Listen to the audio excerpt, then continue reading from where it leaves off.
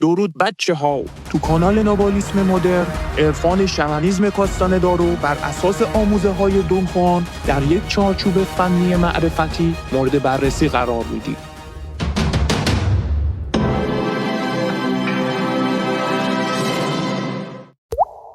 خب بچه ها، اگه خاطرتون باشه تو 2 ویدیوهای قبلی یه مقدماتی درباره مرکز اراده خدمتتون ارائه کردیم. تو این جلسه میخوایم یک کم روی مفهوم بی‌عملی متمرکز شیم و ارتباطش با تقویت کانون اراده رو تشریح بکنیم خدمتتون. عرض به خدمتتون که بچه ها، اساسی ترین مؤلفه انضباط که برای پرورش و تقویت اراده مؤثر هست چیه؟ قبلا براتون گفتیم بی‌عملی. اما باید در مورد بی‌عملی خود صحبت کنیم. اصلا بی‌عملی چیه؟ ساختارش چه شکلیه؟ به چه فرایندی اشاره داره؟ توجه میکنیم؟ اولا اصلا آقا جان عمل چیه که حالا بی‌عملی رو بخوایم معنی بکنیم؟ کسی میتونه برای ما تعریف بکنه عمل چیه؟ منظور از عمل در نوالیسم چیست؟ از دید یک بیننده انرژی عمل چگونه تعریف میشود؟ هر رفتاری که در فهرست انسانی جای دارد، هر کاری که به هدف خاصی انجام بشه و معطوف به نتیجه باشد، دیگه عادت شده باشد. بله، اینایی که دارین میگین مربوط به حلقه اول قدرت بچه‌ها، اما مفهوم کلی‌تری هم باز وجود داره. حد فصل این دو یعنی عمل و بی‌عملی رو خودآگاهی میدونم. جالبه، جایی که از ناخودآگاهی یا عمل عبور میکنی به خودآگاهی یا به بی‌عملی میرسی. دیگه چی بچه‌ها؟ خب بچه‌ها خودم میگم دیگه، ولش کن. قبل از هر چیز من بهتون بگم تو کانتکست نابالیسم هر جا که بحث از عمل میشه منظور عمل سرشیرگیری فیوضات عقاب هستش که پیوندگاه ما بر حسب موضعی که درش فیکس میشه این فرایند رو استارت میزنه. اصلا براتون توضیح داریم. پیوندگاه ما که کانون ادراک ماست برای ادراک یک دسته خاصی از تراوشات یا فیوضات درونی پیله ما رو سلکت میکنه، انتخاب میکنه و با فیوضات بیرونی پیله ما همسو میکنه تا یک سرشیگیری از دریای تراوشات کیهان انجام بده که چی بشه؟ که ادراک ما رو غالب بزنه. اینو بهش میگیم یک عمل. متاسفانه حلقه اول اقتدار عمل ما رو محدود میکنه و تبدیلش میکنه به عادت، اون چنان که دوستتونم اشاره کرد. بنابراین هر آنچه را که ما در ظرف دقت اول انجام میدیم تحت عنوان عمل نام داره. اوکی؟ هر کاری که ما داریم میکنیم، هر کاری که صبح از خواب بیدار میشیم تا شب قبل از خواب انجام میدیم در جهان تونال در چارچوب عمل معنا پیدا میکنه. خودیاتی هم که شما دارید همه حالت خاصی از این تعریف جامع هست. فرایند سرشیرگیری، چیزی که ما رو محصور در حلقه اول قدرت گیر انداخته. حالا داستان داره ها. اینجا ذهنم میاد مزید بر علت میشه دیگه، همه اعمال رو ذهن انجام میده. توجه میکنید؟ یعنی به طور خودکار ذهن فرمان به عمل میده.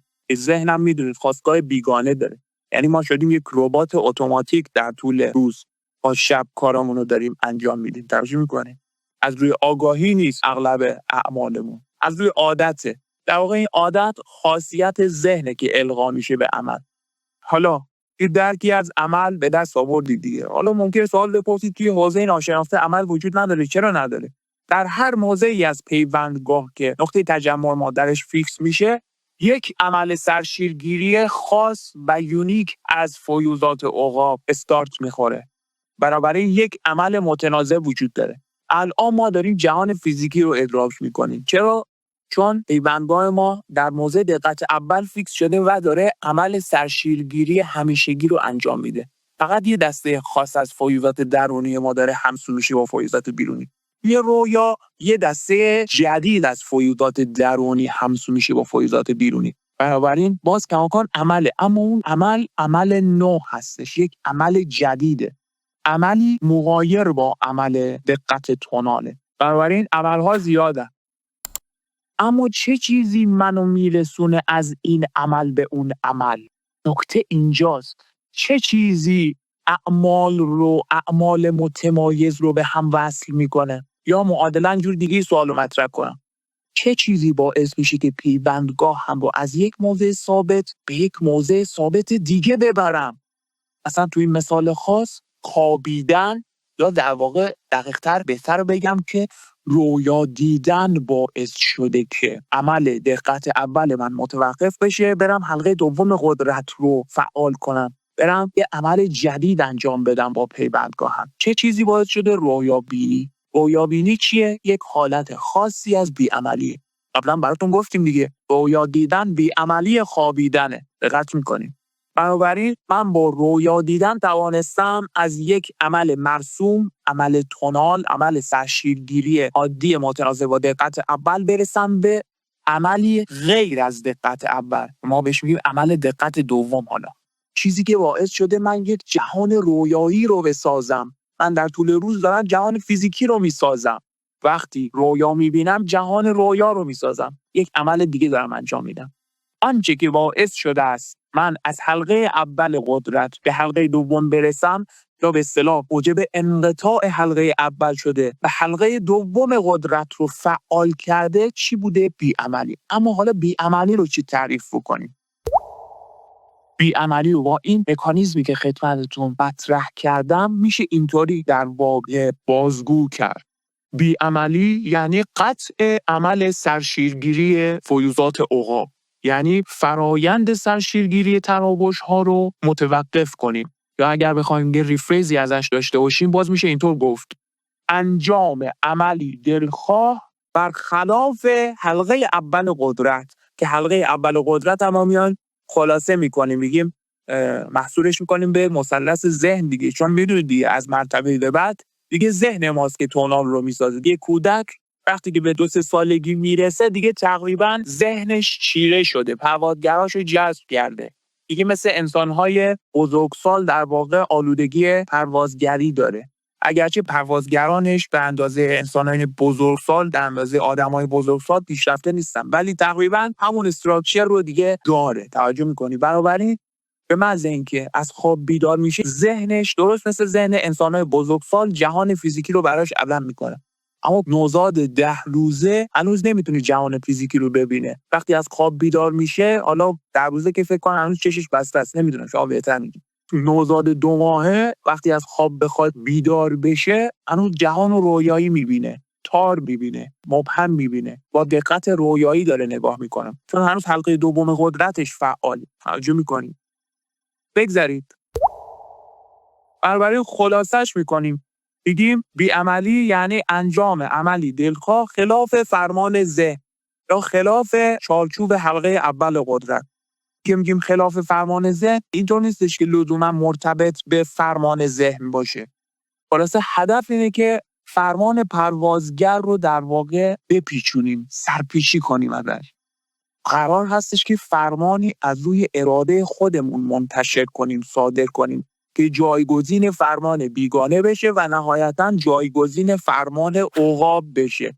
واسه همینه که یک جادوگر به محض اینکه یاد میگیره چطور پیوندگاهشو به دقت دوم حرکت بده به دابلش برسه، دیگه یاد گرفته، تمومه.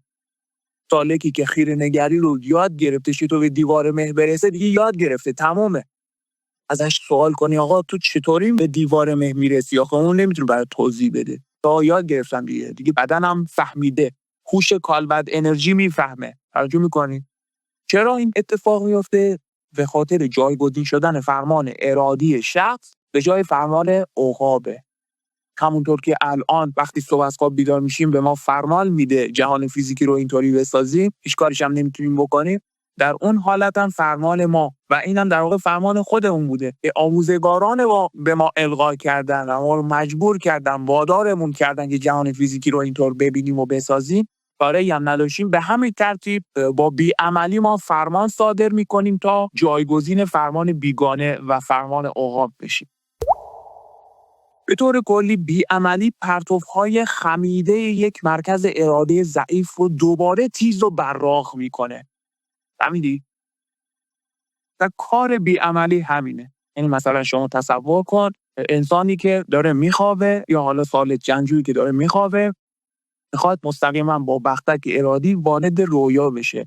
مجموعه تراوشات متناظر با دقت اول کم کم تغییر میکنه، جاش عوض میکنه با تراوشات جدید. اون طرف پیوندگاه آروم آروم سر میخوره به دقت دوم.